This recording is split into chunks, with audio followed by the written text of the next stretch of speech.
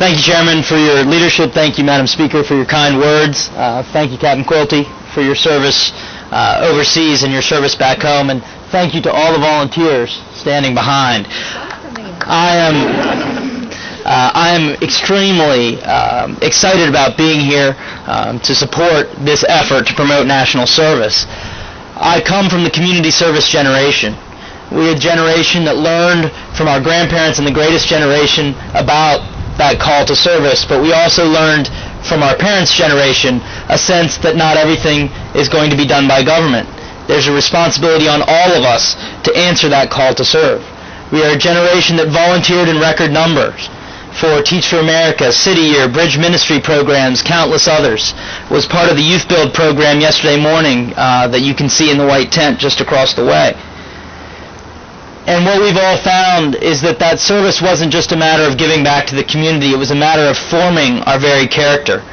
At a moment that our country is in desperate need of a character check, a gut check, I think so many of us have found that sense of values and that sense of purpose from our commitment to service.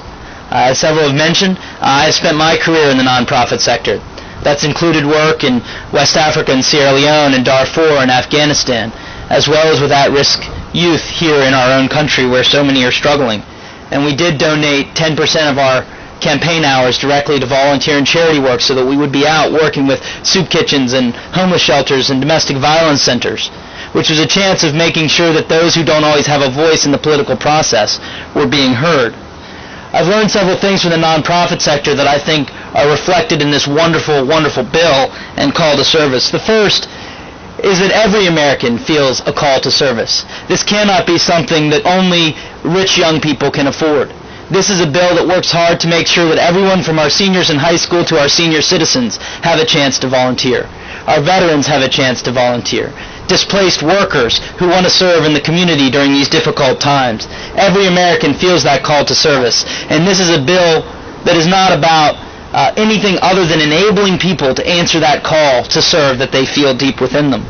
The second thing that I've learned is that we sometimes don't realize the professionalism of our nonprofit sector and our volunteers. There is a tremendous amount of valuable knowledge that people learn from helping to rebuild levees, from helping to build low-income and affordable housing.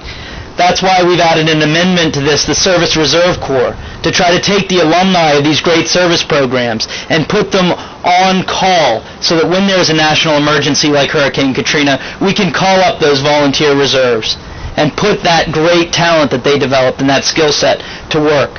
This is serious work.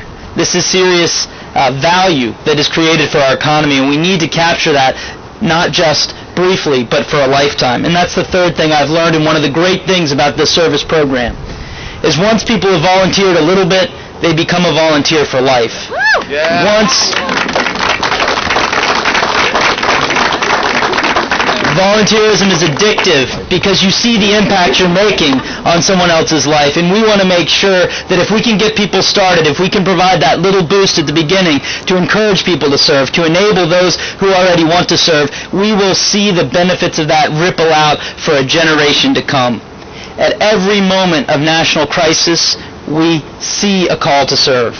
We've seen that in previous generations. Have no doubt we face a moment of great crisis in our economy right now. The pain in our communities is very real.